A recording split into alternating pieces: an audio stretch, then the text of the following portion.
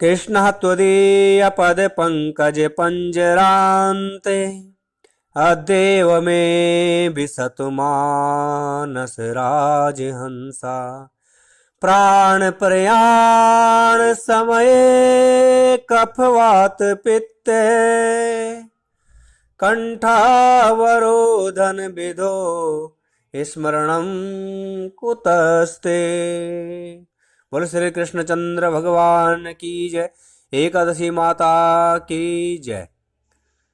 कामदा एकादशी चैत्र शुक्ल पक्ष में होती है और यह समस्त प्रकार की कामना को देने वाली होती है। एकादशी का व्रत जो भी प्राणी करता है उसके समस्त पाप पल भर में ही नष्ट हो जाते हैं। जिस तरह से रुई के ढेर में आग लग जाती है तो वह कुछ ही क्षणों में राख बन जाता है, इसी तरह से एकादशी नाम की जो एकादशी है उसका जो भी प्राणी व्रत करता है उसके समस्त पाप इसी तरह से जल करके भस्म हो जाते हैं।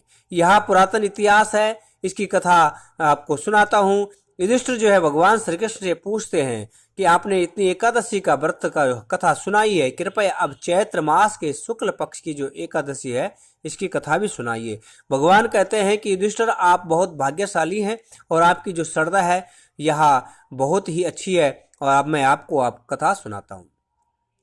यही इतिहास एक बार दिलीप ने पूछा था वशिष्ठ जी से, तो वशिष्ठ जी ने दिलीप को यह कथा सुनाई थी और दिलीप ने भी एकादशी का व्रत किया था और वह भी वैकुंठ धाम को चले गए थे। जो एकादशी का व्रत करता है वैकुंठ का अधिकारी बन जाता है और भगवान वासुदेव को बहुत ही प्रिय होता है और वह स्वर्ग की ओर प्रस्थान करता है। ऐसा प्राणी एकादशी का व्रत यदि खुद नहीं कर सकते हैं तो दूसरा कोई भी आपके लिए कर सकता है और एकादशी का व्रत करने के बाद वह जो एकादशी का फल है वह दूसरे को प्रदान कर सकता है।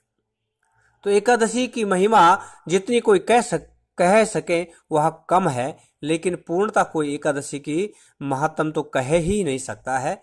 इसलिए यह छोटी सी कोशिश होती है भगवान के चरणों में कहने की। युधिष्ठिर भगवान से पूछ रहे हैं और भगवान बता रहे हैं। एक पुरातन इतिहास सुनाते हैं। कृष्ण कहते हैं कि सुनो, नागपुर नाम का एक सुंदर नगर था। वहां सोने के महल बने हुए थे और उस नगर में पुंडरीक आदि महाभयानक नाग निवास करते थे।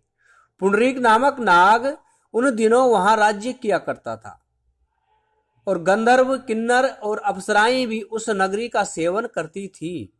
वहां एक श्रेष्ठ अप्सरा थी जिसका नाम ललिता था और उसके साथ उनके पति ललित नाम के गंधर्व भी थे।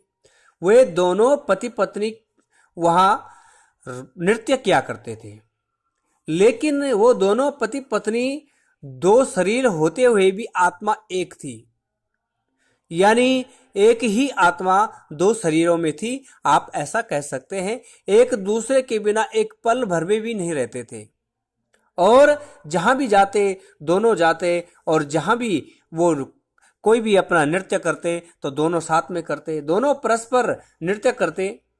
एक बार जो ललित था उसकी पत्नी उसके साथ नहीं थी और वह नागराजा पुंडरीक की सभा में बैठ करके सबका मनोरंजन कर रहा था। लेकिन जैसे नृत्य किया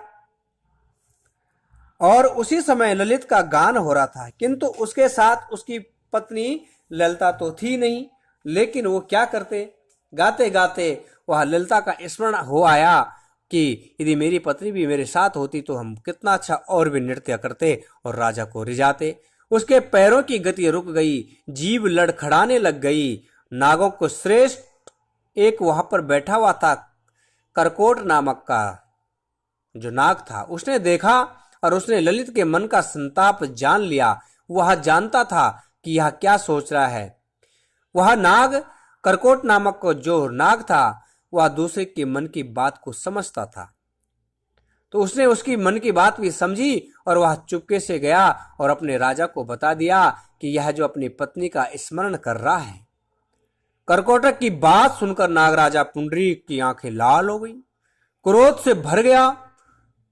उसने गाते हुए बोला, अरे हे कामातुर ललित, दुर्बुद्धे, तू मेरे सामने गान करते समय भी अपनी पत्नी का स्मरण कर रहा है।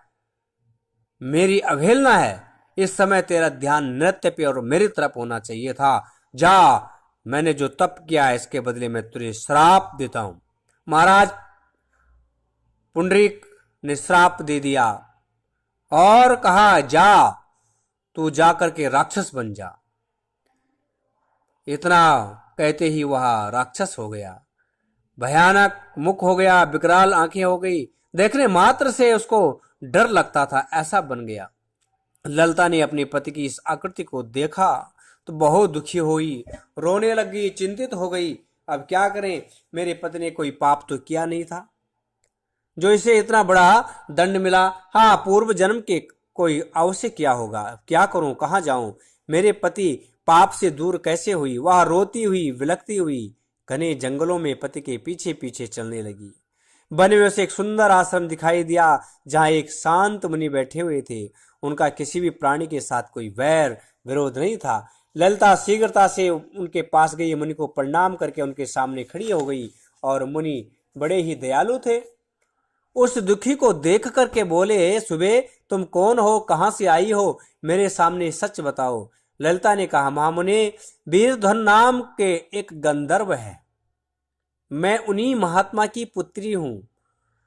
क्योंकि उनके पिता तो बड़े महात्मा थे, इसलिए मुनि ने जान लिया, पहचान लिया।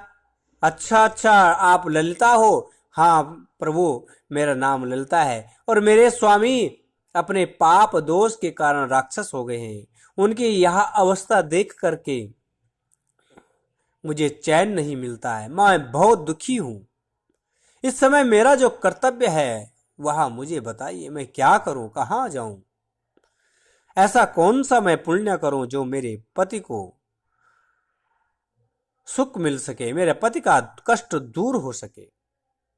ऋषि बोले, भद्रे, इस समय चैत्र मास के शुक्ल पक्ष की कामदा नाम की एकादशी है जो सब पापों को हरने वाली है। उत्तम है, तुम उसी का विधि विधान से व्रत करो।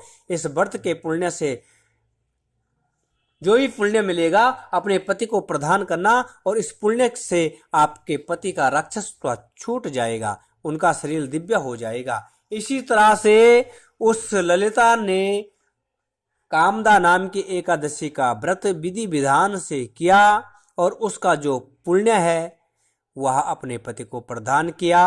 जैसे ही एकादशी को व्रत किया, द्वादशी को पारायण किया और उस संकल्प किया कि जो मैंने व्रत किया है इस व्रत का फल मेरे पति को मिल जाए, तो उसके पति का जैसे ही व्रत को समापन करते ही फल प्राप्त हुआ, वैसे ही उसका पिशाचत्व छूट गया और उसका जो शरीर था वह धीरे धीरे ठीक हो गया और उसको एक दिव्य रूप धारण उसने कर लिया। इस तरह से दोनों पति पत्नी पुनः आनंदमय जीवन में रहने लगे और अंतकाल में दोनों को दोनों वैकुंठ की धाम की ओर प्रस्थान कर गए।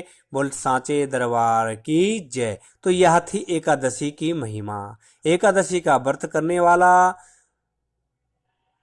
सदा भगवान का प्रिय होता है। एकादशी को कथा को जो सुनता है और सुनाता भी है उसे 1000 गौदान का फल मिलता है। वो उसको दूसरा